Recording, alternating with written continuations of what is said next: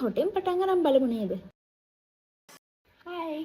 අපි අද මෙන්න මේ පින්තූර බලාගෙන black and white drawing එකක් කරමුද? මම අද මේ චිත්‍රය අඳින්නේ කොටු ගහලා නන් නෙවෙයි. හොටෙන් පටන් ගන්න බලමු නේද? අයියෝ මේක හරියන්නේ නෑනේ. එන්නකො කියලා දෙන්න. හොඳට බලන්න මම පැන්සල අල්ලගෙන ඉන්න විදිහ. මුලින්ම HB පැන්සලක් වගේ අරගෙන අතබුරුලෙන් මෙන්න මේ වගේ ස්කෙච් එක කරගන්න ඕනේ.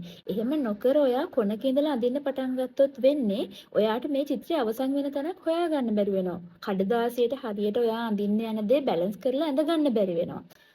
සමහර වෙලාවට චිත්‍රය සම්පූර්ණ අඳින්න කලින් කඩදාසියෙන් එළියට චිත්‍රය යනවා. එහෙම වුණොත් එහෙම ඒක බැලන්ස් නැහැනේ. ඒ නිසා මුලින්ම මේ විදිහට ලාවට ඇඳෙන පැන්සලකින් ස්කෙච් එක ගහගෙන ඒ ස්කෙච් එක අස්සෙන් ඔයාට පේනවනේ මේ රූපේ හරියට පරිමාණිකූලව ගන්න පුළුවන් මොන රේඛා අණුව ගියොත්ද කියන එක. අන්න ඊට පස්සේ තමයි ඔයා මේ විදිහට ටිකක් අර තද කරලා ඒ තැන් ටික මාක් කරගෙන මේ කුරුල්ලගේ හැඩය මුලින්ම මූලික හැඩය මුලින්ම ඇඳගන්නේ.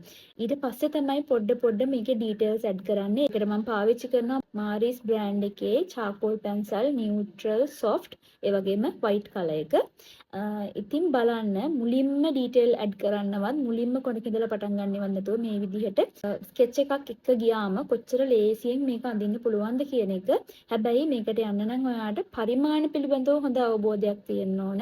එකකට එකක් අපි කොහොමද දිග පළල මැනගන්නේ, ඒවා වෙනස් වුණොත් ඒවා දැනෙන්න ඔයා අඳින දේ වැරදිද කියන එක ස්කෙච් එකෙන් තේරුම් ගන්න පුළුවන් තරම් දැනුමක් ඔයාගේ හැදිලා තියෙන්න ඕන මේ ක්‍රමයට යන්න නම්. හැබැයි මේක ඇත්තටම කොටු දලක් ඇතුලේ හිර වෙලා චිත්‍ර අඳිනට වඩා කොච්චර ලේසිද කියන එක ඔයාට තේරෙනවා ඇති. අන්තිමටම මම මේකේ white gel pen එකෙන් සමහර තැන්වල details add කරගන්නවා. ඔයගලන්ට පේනවා ඇති. ඉතින් බලන්න free hand අඳිනවා නම් මේ වගේ චිත්‍රයක් අඳින්න කොච්චර ලේසිද? ඉතින් මේ වගේ ඔයා දකින ලස්සන ඡායාරූපයක් drawing එකකට අරන් එන්න grid method එක ඇතුලේ හිර වෙන්නේ නැතුව නිදහසේ අඳින්න ඉගෙන ගන්න ඔයත් කැමති නම් සැප්තැම්බර් මාසේ අපි අලුතෙන්ම පටන් ගන්නවා free hand only කියලා classes දෙකක්. ඒ classes වලට ඔයාලට පුළුවන් join වෙන්න.